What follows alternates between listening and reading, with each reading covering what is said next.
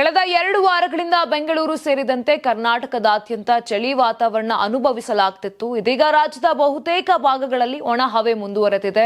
ಕಳೆದ 24 ಗಂಟೆಗಳಲ್ಲಿ ಕೆಲವೆಡೆ ಸಾಧಾರಣ ಮಳೆ ಕೂಡ ಆಗಿದೆ. ಜನವರಿ 28ರಿಂದ ರಾಜ್ಯದ ಹೆಚ್ಚಿನ ಪ್ರದೇಶಗಳಲ್ಲಿ ಮತ್ತೆ ಒಣ ಹವೆ ಪ್ರಾಬಲ್ಯ ಹೆಚ್ಚಾಗಲಿದೆ ಎಂದು ಭಾರತೀಯ ಹವಾಮಾನ ಇಲಾಖೆ ಮುನ್ಸೂಚನೆ ನೀಡಿದೆ.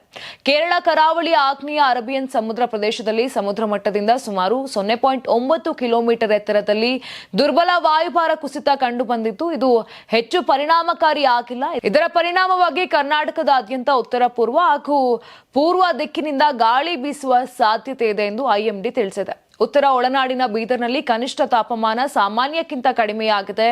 ಕರಾವಳಿ ಕರ್ನಾಟಕದ ಕಾರವಾರ, ಮಂಗಳೂರು ವಿಮಾನ ನಿಲ್ದಾಣ, ಉತ್ತರ ಒಳನಾಡಿನ ಗದಗ, ರಾಯಚೂರು, ಕೊಪ್ಪಳ, ಕಲಬುರಗಿ ಹಾಗೂ ದಕ್ಷಿಣ ಒಳನಾಡಿನ ಬೆಂಗಳೂರು, ಎಚ್ಎಎಲ್, ಮಂಡ್ಯ, ಬೆಂಗಳೂರು ನಗರ ಮತ್ತು ಚಿತ್ರದುರ್ಗದಲ್ಲಿ ಸಾಮಾನ್ಯಕ್ಕಿಂತ ಹೆಚ್ಚು ತಾಪಮಾನ ದಾಖಲಾಗಿದೆ. ಇನ್ನು ಬೆಳಗಾವಿ ವಿಮಾನ ನಿಲ್ದಾಣ, ವಿಜಯಪುರ, ಧಾರವಾಡ, ಉತ್ತರ ಒಳನಾಡಿನ ಹಾವೇರಿ ಹಾಗೂ ದಕ್ಷಿಣ ಒಳನಾಡಿನ ಶಿವಮೊಗ್ಗದಲ್ಲಿ ಕನಿಷ್ಠ ತಾಪಮಾನ ಸಾಮಾನ್ಯಕ್ಕಿಂತ ಅತಿ ಹೆಚ್ಚು ದಾಖಲಾಗಿದೆ.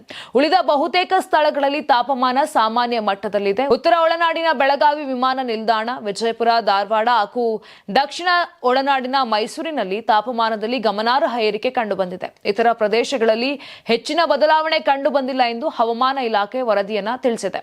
ಇನ್ನು ಬೆಂಗಳೂರಿನಲ್ಲಿ ಮುಂದಿನ 24 ಗಂಟೆಗಳ ಅವಧಿಯಲ್ಲಿ ಪ್ರಮುಖವಾಗಿ ಸ್ವಚ್ಛ ಆಕಾಶ ಇರಲಿದೆ. ಕೆಲವು ಪ್ರದೇಶಗಳಲ್ಲಿ ಮುಂಜಾನೆ ಸಮಯದಲ್ಲಿ ಮಂಜು ಬೀಳುವ ಸಾಧ್ಯತೆ ಕೂಡ ಇದೆ. ಗರಿಷ್ಠ ತಾಪಮಾನ ಸುಮಾರು 28 ಡಿಗ್ರಿ ಸೆಲ್ಸಿಯಸ್ ಹಾಗೂ ಕನಿಷ್ಠ ತಾಪಮಾನ 17 ಡಿಗ್ರಿ ಸೆಲ್ಸಿಯಸ್ ಇರಲಿದೆ. ಮುಂದಿನ 48 ಗಂಟೆಗಳಲ್ಲೂ ಇದೇ ವಾತಾವರಣ ಮುಂದುವರಿಯುವ ಸಾಧ್ಯತೆ ಇದೆ ಎಂದು ಐಎಂಡಿ ಹೇಳಿದೆ.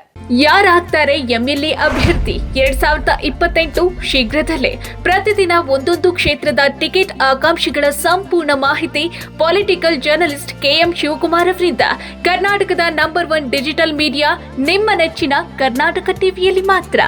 ನೀವು ಸಣ್ಣ ಆಗ್ಬೇಕಲ್ವಾ? ಅದು ಒಂದು ಉತ್ತಮ ಆಹಾರದಿಂದ ಸಣ್ಣ ಆಗ್ಬೇಕಲ್ವಾ? ಪ್ರತಿದಿನ ನಮ್ಮ ಜೀನಿ ಸ್ಲಿಮ್ ನ ಯೂಸ್ ಮಾಡಿ ಯಾವುದೇ ಸೈಡ್ ಎಫೆಕ್ಟ್ ಇಲ್ದಂಗೆ ನೀವು ಸಣ್ಣ ಆಗ್ತೀರಾ.